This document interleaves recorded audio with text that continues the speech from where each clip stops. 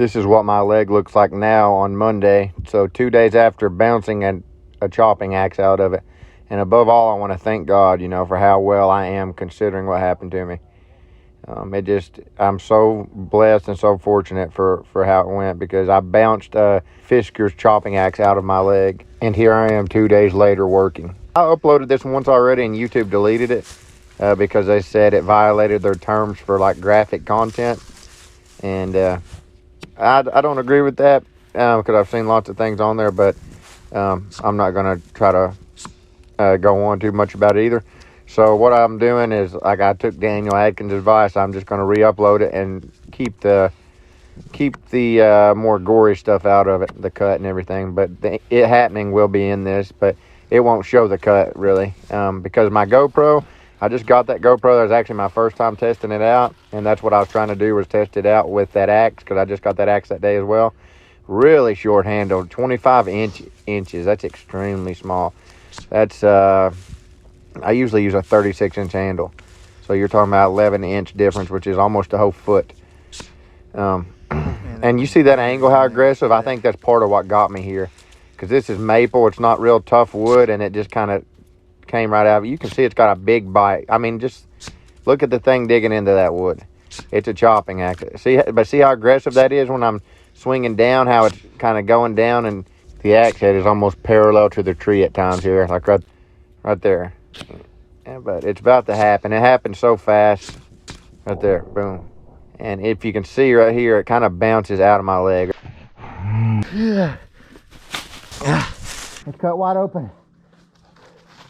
Just hold on.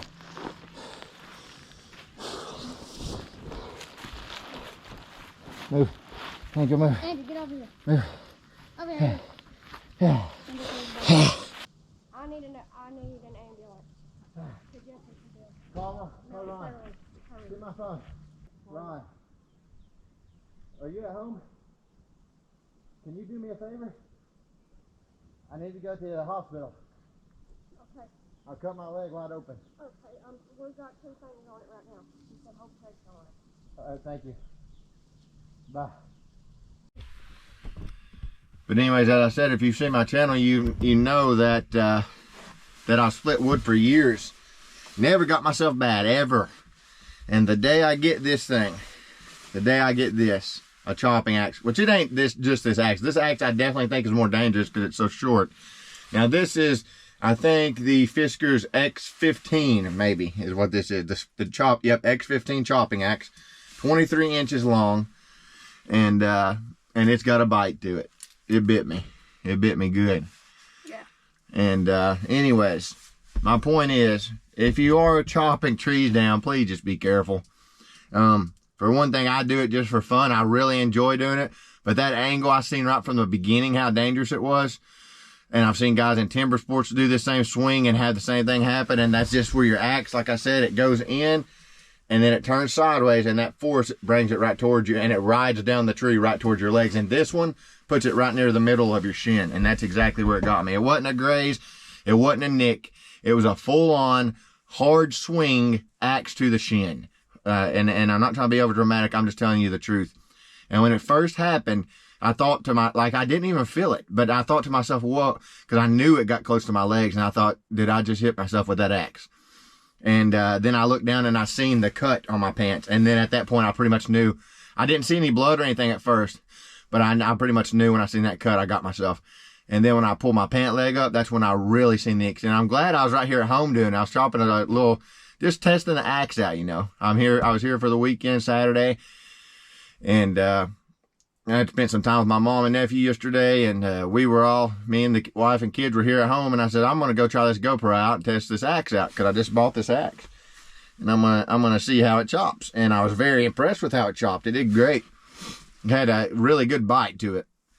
I mean, when I was hitting that tree, it was going in like this far. It had a really good bite.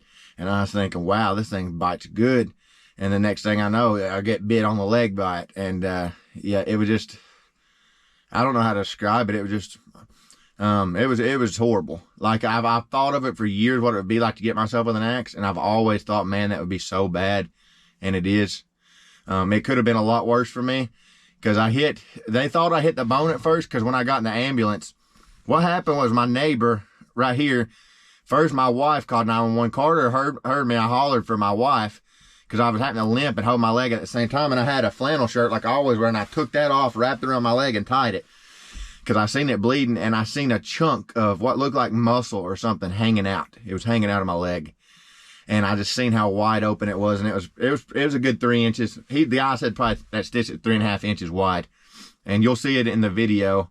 And warning for that too, if you don't like seeing stuff like that, because it is pretty bad cut. It's the worst injury I've ever got in my life. Which I've never broke a bone in my life. I had my nose broke twice, so I guess that is a bone. But other than that, I've never broke another bone in my body, and I've never got cut bad. I've got myself with a grinder before on the finger. Had that kick back, got me on the finger, the grinder. I got myself with a metal band right here, pretty bad. I got myself with a head trimmer before, a gas steel head trimmer, which it barely nicked me. My arms were tired from holding it up, and I kind of just let it down, and I let off the throttle, but the blades were still moving like this, and I touched it to my finger, and it cut it wide open. And an axe in the stomach. Yeah, I got myself with an axe in the stomach, hafting an axe. That's why my wife said, she said, you're always the one that gets hurt. And it's just, when you work with dangerous tools, the probability of you getting hurt is up so much higher. It really is, no matter how good you are with it or what precautions. But now, if I would have had chainmail on, that wouldn't have happened like that. It would have hurt getting hit. It would have hurt. It probably would have bruised my leg, but it wouldn't have been like it was. I don't even know if it would have cut me at all with that chainmail. I'm guessing it probably wouldn't. But anyways, I call my neighbor, because in my head I'm thinking, if this is bad, because I didn't even want to look at it. I had it wrapped up and I wasn't looking. I can bleed to death here. I can bleed to death. You know, I've heard stories of guys. And I was thinking, I don't want to sit here and bleed to death. And so I called my neighbor, because I knew the ambulance would take a while. I didn't know how long they'd take. And my neighbor comes up here. I told him what happened. He comes up here, and he takes me to the hospital. And he's like a deputy or some kind of deputy, sheriff's deputy or something like that. And he called them and told them that we were en route to the hospital, or that way. And we ended up meeting them about halfway, the ambulance. And they, while I was in his vehicle, I was really kind of very close to passing. Now, I've passed out before, and I know what it feels like when you get close to it. I was pouring sweat, and I told him, I said, I think I'm about to pass out. I'm about to pass out. And he said, just hold yourself together. Just hold yourself together. And I was pouring sweat, like I said, and just trying to stay calm, but at the same time in my head, I knew what I did. There was no getting around it. I knew I got myself with an axe, and I was just wondering how bad that was. It was inside my leg, and I seen the outside, and I just knew it was really bad.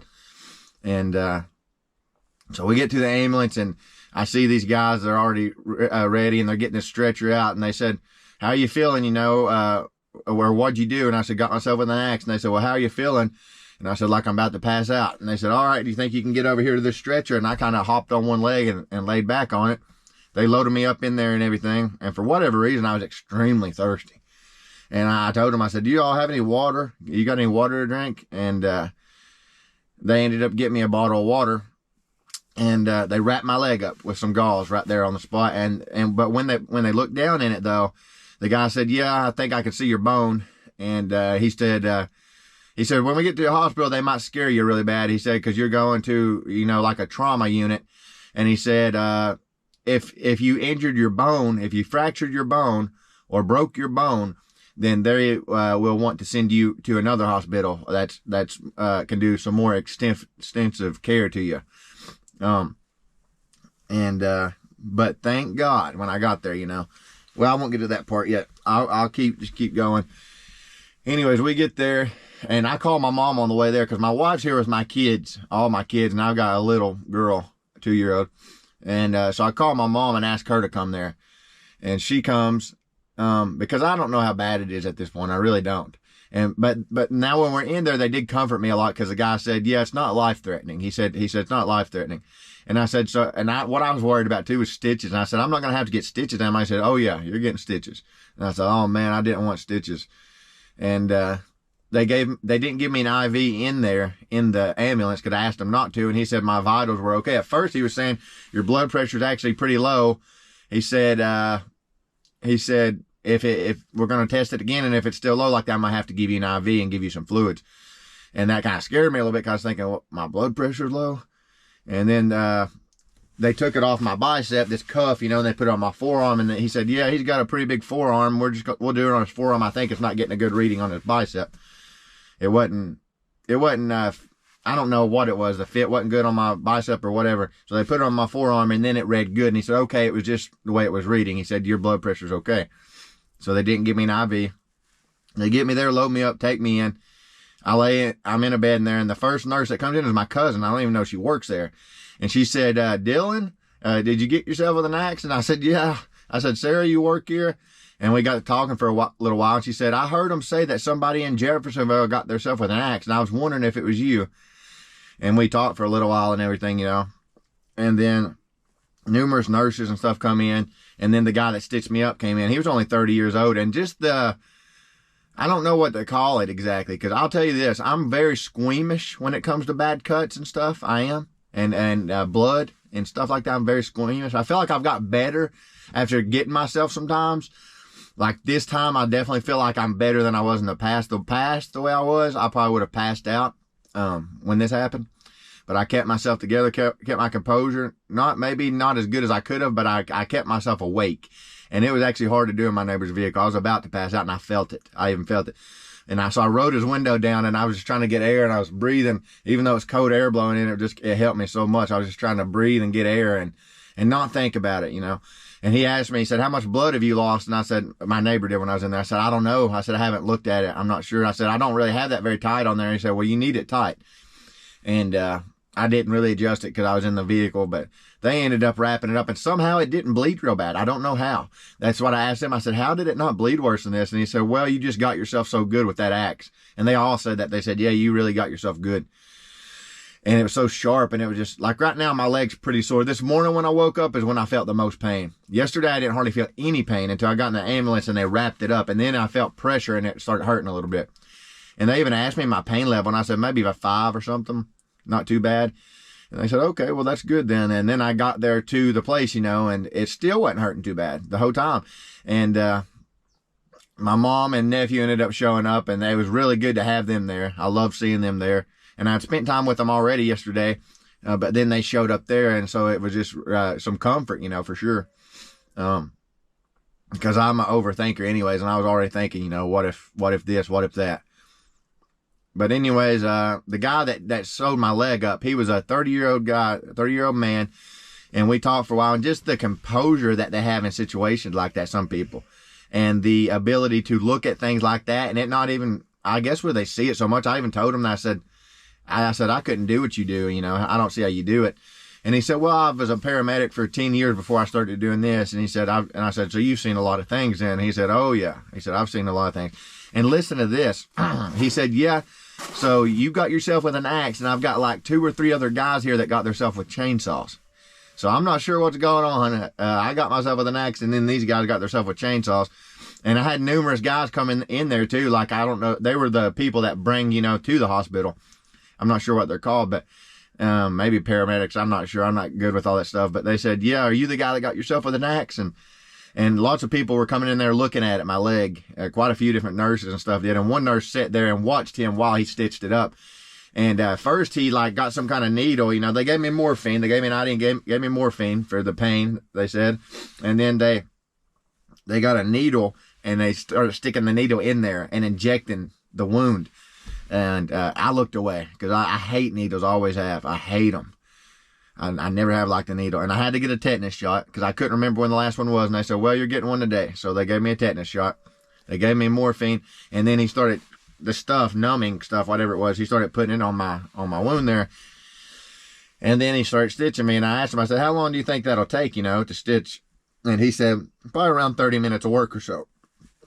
It took around 30, 45 minutes. And that girl sat there and he sat there, and they were very good about like keeping it, you know, not too gruesome and talking and just comforting you.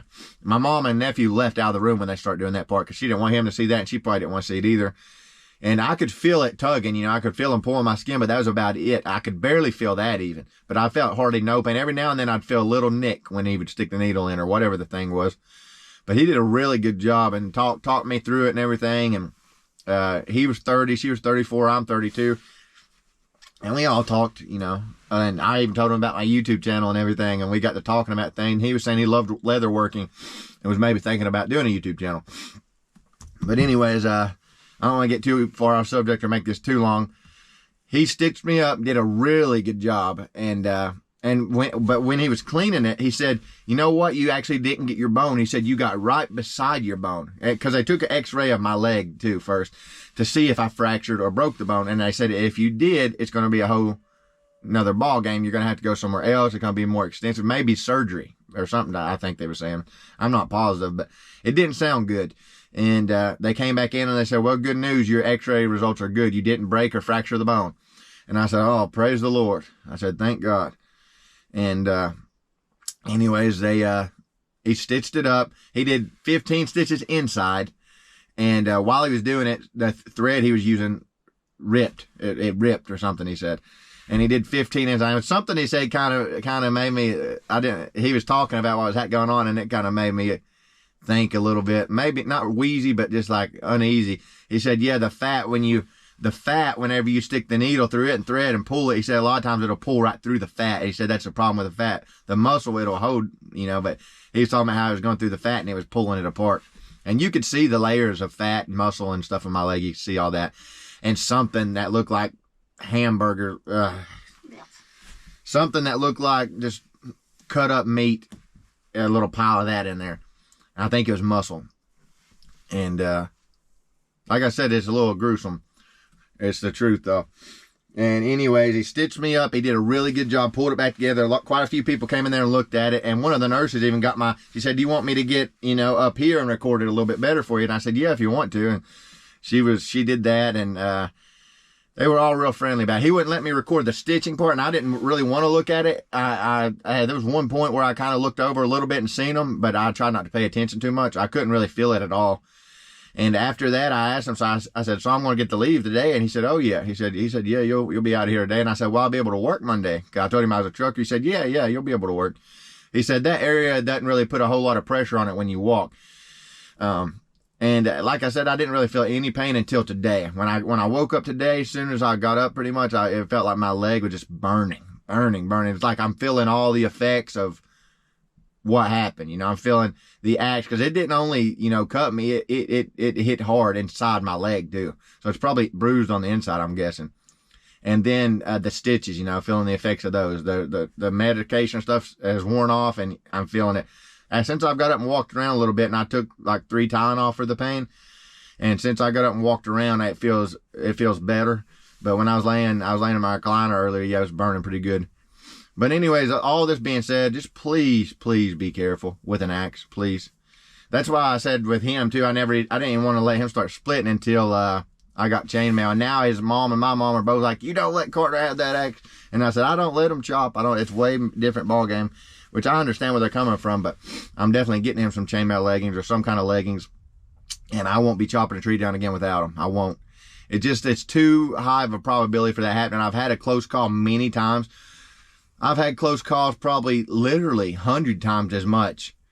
The probability that I've had that chopping a tree, and I've only chopped maybe 15 trees down, maybe 20, something like that. And out of those 15 or 20 trees, yeah, the times that I've had close calls were just, the percentage was so much higher than splitting. Splitting, it just doesn't hardly happen. And plus that longer axe too, you know. I feel comfortable. Like right now, if I could move, I would go split wood right now. But I would not go chop a tree again without some kind of protection. I would not. And if you ever do it, I don't recommend you doing it without protection. I don't recommend it. And I'm the kind of person that doesn't use it a whole lot. Like, you know, I don't use chaps and I don't use hard hats very often. It's smart to do all that stuff, really. I just don't use chaps. I feel more comfortable with a chainsaw. But that axe, I knew there was a probability of that. I knew it because I'd had it happen before. And with that being that short, that axe, I knew that if it got me, it would get me good. It wouldn't go down in front of my feet like the 36-inch handle. No, it would go right into my shin where it did. So anyways, my point being, just please be careful. I'm not trying to hide this. I'm putting this out there. Maybe somebody will see this and think, well, yeah, I've seen him swing an axe a lot and he got himself. So, maybe I need to think twice about going and chopping this tree down without some kind of protection, because it can be your life. It can be your life, not just your leg. And even coming to my head too, man, we'll have to amputate my leg. Just lots of things were coming to my head because I had no idea the extent of the damage. All I knew was I hit myself full on. It wasn't a nick. Like I said, it wasn't a scrape. It wasn't a graze. It was a full on, right in the middle hit to where it bounces out of my leg, the axe head. And it was hard. You can see me in the video swing hard. And it happened so fast. And I didn't miss the tree. I didn't miss. You can see a chunk of wood fly out of the tree when I hit it. And it still just rode down the tree right into my leg. But anyways, today's Sunday. Yesterday was Saturday when I was swinging the axe. Everything went good and everything. I thank God that I am okay. And that's not worse. My wife and kids were all worried about me. They all comforted me really good. It's when you got a family, it's like you got a team. Carter, it shows how much he cares about me when stuff like that happened, because he was the first one to run out of there, and he said, "What happened?" And I told him, what happened, and I said, "It's bad." And then Chassie came out and she called 911, and he got my phone, and I called Ron, and I sat over here on a stump with my leg wrapped around my leg, my shirt, and then a towel as well, and waited on him. He got here pretty quick, and we headed that way.